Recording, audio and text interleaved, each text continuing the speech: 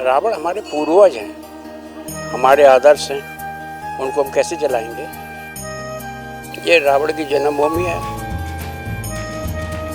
जब सृष्टि की रचना हुई है तो पुलस्त मुनि ने, ब्रह्मा जी ने मंत्रों द्वारा भूमि से उत्पन्न किया हुआ शिवलिंग है। ये शिवलिंग किसी की स्थापना किया हुआ नहीं है। शादी के समय तक रावण यहाँ रहा है। शादी होने के पश्चात वो लंका चला गया है। रावण की नीतियां अगर देखा जाए तो रावण की नीतियां सर्वोत्तम थी।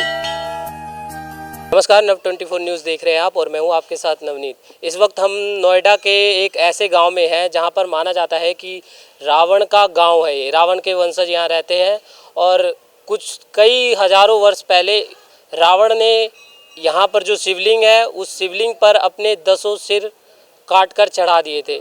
इसी मान्यताओं के साथ हम बिसरक गाँव में आए हैं और पंडित जी से कुछ जानकारी आप तक पहुँचाएँगे। पंडित जी, इस मंदिर की क्या विशेषताएं हैं? विशेषता रावण की जन्मभूमि है। तो रावण की जन्मभूमि यहाँ पे माना जाता है और श्रीलंका को क्या माना जाता है? श्रीलंका में कहते हैं कि उनकी सोने की लंका रही होगी। वो उसकी कर्मभूमि है। कर्मभूमि है, ये जन्मभूमि है। जन्मभूमि के बाद यहाँ पे माना जाता है कि रावण का जो पुतला है वो दहन नहीं होता है। क्या ये सच है? रावण हमारे पूर्वज हैं, हमारे आदर्श हैं, उनको हम कैसे जलाएंगे।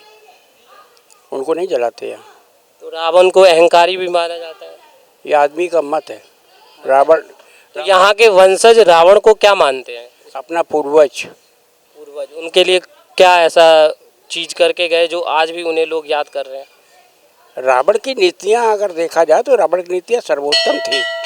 क्या सर्वोत्तम में कुछ 3-4 बातें बता दीजिए। आप रावण शिव तांडव पढ़ते हैं? शिव तांडव, यस। हैं? तो वो किसने लिखा है? रावण द्वारा रचित है। ये रावण की जन्मभूमि है। ये सृष्टि के प्रारंभ में ये मंदिर बना हुआ है। जब सृष्टि की रचना हुई है तो पुलस्त मुनि ने, ब्रह्मा जी ने मंत्रों द्वारा भूमि से उत्पन्न किया हुआ शिवलिंग है। ये शिवलिंग किसी की स्थापना किया हुआ नहीं है।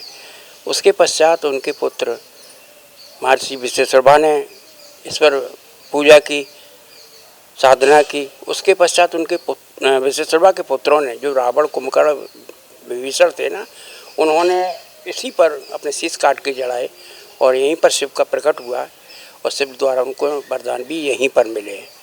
इसके पश्चात शादी के समय तक रावण यहाँ रहा है। शादी होने के पश्चात वो लंका चला गया है। इसलिए भारत में रावण के वंशज नहीं है। अगर कोई बताता है तो हम उसे मान करने को तैयार नहीं, क्योंकि रावण का जो वंश चला वो लंका में ही चला है। वहाँ उसका राज्य था, वहीं उसके वंश चले हैं। आगे की कथा तो आपको रामचरितमानस में मिल ही जाती है। जी नहीं, कहीं वर्णन नहीं। अगर कोई कहता है कि रावण के वंशज है तो हम इस बात को मान्य नहीं करेंगे। क्यों? रावण के वंशज कोई अभी रह नहीं गए हैं जो पहले। रावण का वंश या प्रारंभ ही नहीं हुआ है। उनका जितने भी पुत्रों के जन्म हुए वो लंका में ही हुए हैं। रावण के गांव घूमने आए हैं आप, यहाँ की बहुत सारी विशेषताएं हैं, ठीक है?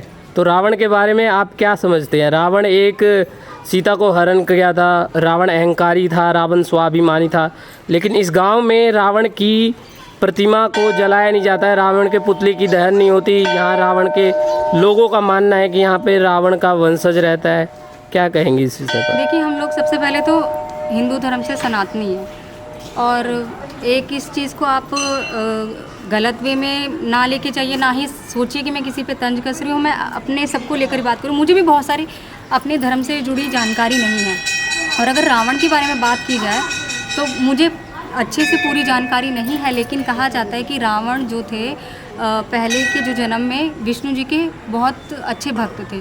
तो किसी कारण से उन्हें श्राप मिला था, जिस श्राप में भी उनको शायद चॉइस मिली थी कि या तो आप 7 जन्म लेंगे शायद, या 3 जन्म में, आखिरी जन्म में जो होगा श्री राम जी जो विष्णु जी के अवतार थे उनका वध होगा। ये तो हमारे साथ पंडित जी जिन्होंने विस्तार पूर्वक बताया कि रावण के बारे में कई सारी कथाएं जुड़ी हुई है, कई सारी लोगों की भावनाएं जुड़ी हुई है। नोएडा में आए थे हम, ग्रेटर नोएडा में बिसरक गांव में, जहाँ पर हम पंडित जी से बात की और यहाँ के लोगों से बात किया।